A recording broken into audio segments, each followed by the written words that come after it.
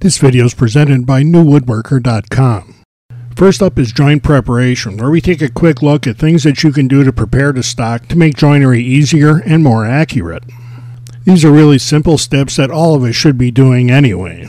But when it comes to making joints in expensive wood, we want to make sure that sharp tools really are sharp and everything else is aligned the way it's supposed to be. Over 30 minutes of this DVD is devoted to mortise and tenon joints.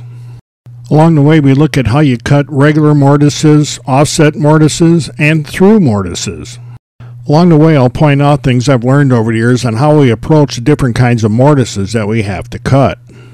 We also take a look at using the router table in mortise and tenon joinery.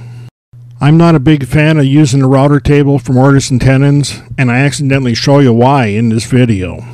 And if you're considering getting one of those mortising attachments for a drill press, I'll tell you why I don't think that's such a good idea. The stacked dado cutter is a favorite tool of many woodworkers for cutting tenons, and we'll show you why that is.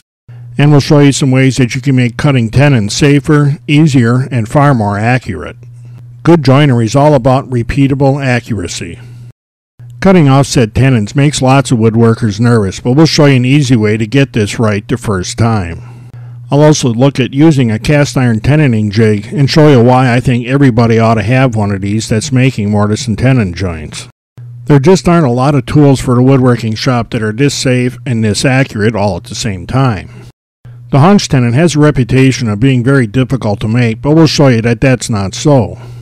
There's a few simple procedures that with a little practice will have you making nice clean haunch tenons in no time.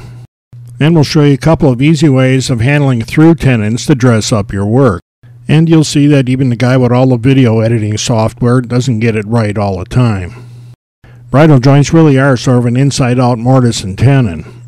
Like many joints, the bridle joint's a lot easier after you see how it's done. Making most of these cuts is really very simple. And I'll show you how I've learned to do it so I get it right the first time.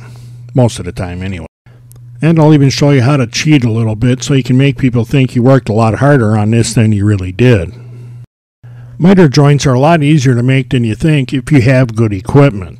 There just isn't a good way to make accurate miters if you can't make accurate cuts. In this segment, I'll show you some of my favorite tools for making miters and how I use them to get the best joint possible. I've discovered over the years that it's a lot easier to take the time to cut the miter right in the first place rather than try and fix it later. We also look at using a stop block when cutting miters because no matter how accurate the miter is, if the pieces aren't all the exact same length, it can't work. In the end, I think you'll see that making accurate miters isn't so tough if you start out the right way.